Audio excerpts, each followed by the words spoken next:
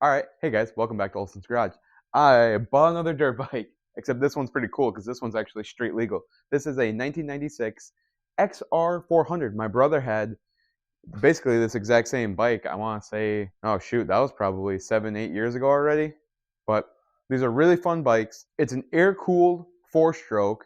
It has a hemispherical head. It has 4 valves, and these things are pretty rowdy. Stock, they come with like 34 horsepower, but there's a ton of mods that you can do to these. Like I said, this one's actually street legal. This one has a Wisconsin title. So I'm going to obviously put it in my name and then have this be my enduro bike. I was looking at a bunch of other options and this was the best one I could find, and I paid $1,900 for it, which all things considered that have been done to it, this thing's a pretty good deal. It's already been converted. It has a Ricky stator, so it has a 12-volt DC conversion. It has this nice bright LED light in the front that turns on and off. It actually has a battery, so if I were to ever buy like an EX or a 400EX, bottom end and do a bunch of stuff to it, I could actually put electric start on this thing fairly easily, and I'd have a charging system already. Other things I can say, it has this rack, which is really nice. It has a seat, Concepts seat. It has these big bar Renthal bars already. It has a little, who's this made by? Rox, R-O-X, handlebar riser. It's got the nice grips that I like, which I'm really happy about. This thing is just barely legal to actually ride on the road, but it's super, super cool, and I'm really excited I was able to pick this thing up. It's going to need tires right away, but the biggest problem I'm having with this bike is the bog, and I'm going to be sort of checking out the carburetor and doing the Gordon's mods while I have this all apart. So I think someone's been in this baffle and have kind of hollowed things out, considering how loud this thing is. There are just a couple little things I want to address right away while I'm working on it. But, I mean, overall, it runs good. It doesn't smoke. Well, it runs okay. We're going to play with the carburetor quite a bit and make it run a lot better. But overall, the engine sounds healthy. The suspension feels all right. Nothing's leaking. And for what I paid for it, I think I got a pretty good deal. And these are legendary bikes. I love these things. And I will definitely be jumping this. This will probably go to Valley MX whenever they open up again. It's the end of October just about, so I don't know how many more times they're going to be open. But I did ride last year in November at Valley MX, so that was a ton of fun too. But yeah, tires, front and rear, because they're both trashed. And we're going to rip this carburetor apart. So we're going to take the seat off, then we're going to take this whole back subframe and rotate it up. So the first thing I wanted to do is show you how bad this bog is. It's not great. So I'll turn the fuel to on. Got some fuel flow already. Wait a second for it to kind of fill up. And then the starting procedure on these is a little annoying, but it's really not too bad. A lot of people complain about it. I don't think it's that big of a deal. But I also had the WR with the FCR carburetor, which was a nightmare. Respectfully.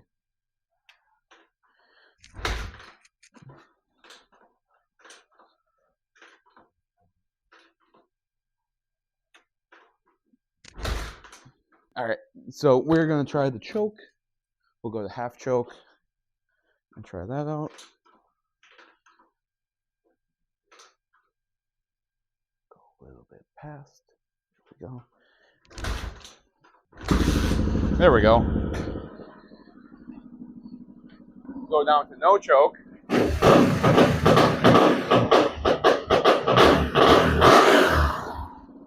go to half choke.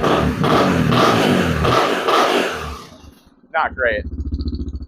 So to get to the carburetor, we're going to be taking the seat off, and then we're going to be folding the subframe up. So what we're going to need, impact, because it's just easier, and I think that's a 10.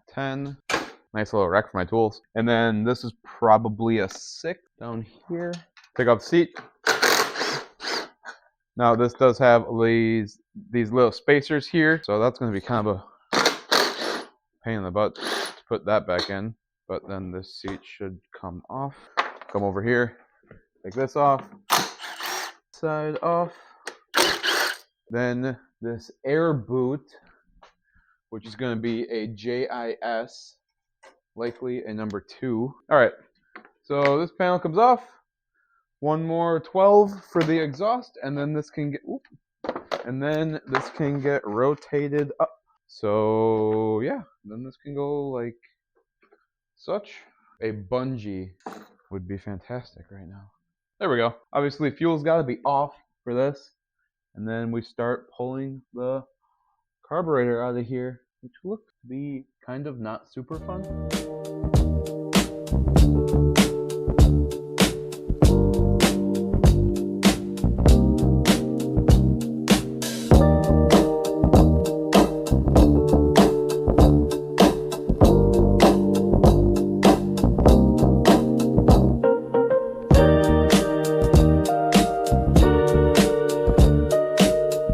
Old gas, ethanol gas, which unfortunately is all we can get in Milwaukee. All right, so this is from a spill kit. Otherwise, you can get these mats like a puppy pad. You can get those on like Amazon for super cheap.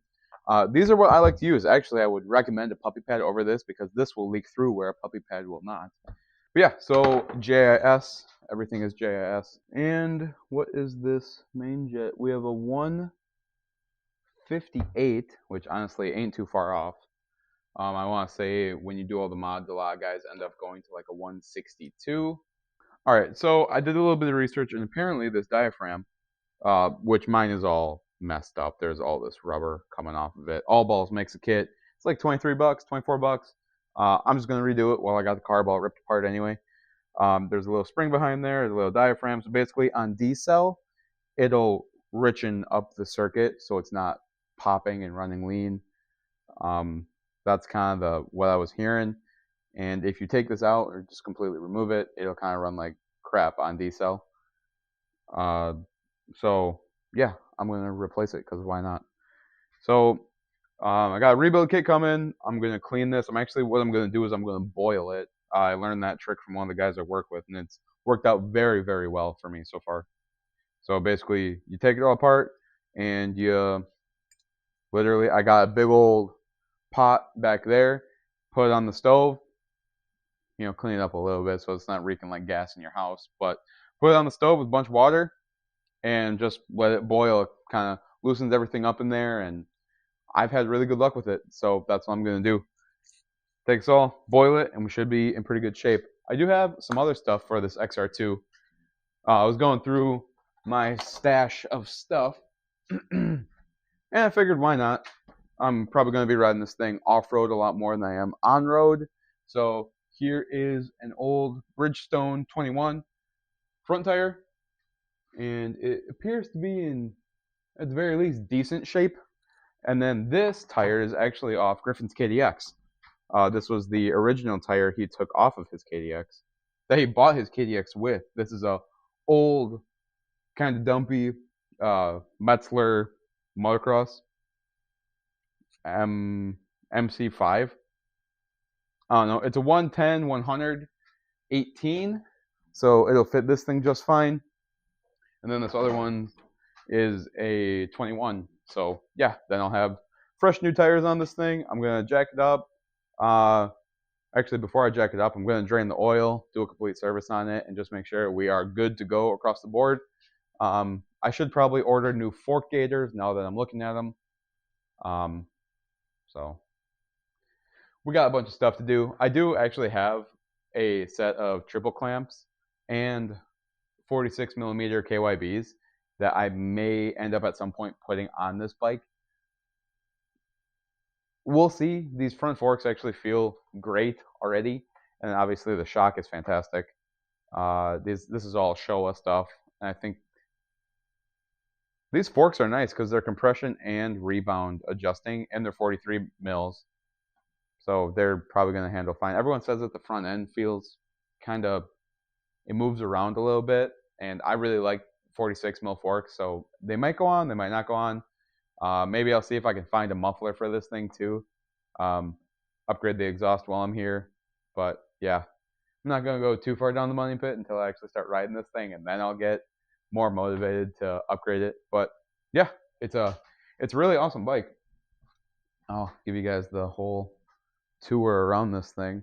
I'm going to go on eBay, see if I can't find some new plastic XR for this thing, because this is pretty trashed. Clean up the tank a little bit, see if I can get some other parts. I just made a Rocky Mountain order, and I should have seen if I could have gotten something to hold the backside of this tank down more. That would have been cool, but yeah, whatever. No biggie. Thing is, pretty sweet. It's got this nice LED in here too. So it's really bright. Yeah, this thing's sick. And it's a crazy good shape. One thing you have to look out for on these XRs especially is to see if this frame is starting to rot, and this frame is perfect. I think someone must have gone through and powder coated this already or repainted it. I don't think this is an original color. I think it was more this color gray, unless this is aluminum. Maybe this is all original. I don't know, because this is matching and this is matching. I think someone painted this. But dang, if this thing doesn't look really nice. This frame is in like perfect shape. The shock doesn't leak. The forks don't leak. These gators are old, but yeah, it's a pretty sweet rig. I like it. So, thanks for watching. We'll see you guys next time on Olson's Garage.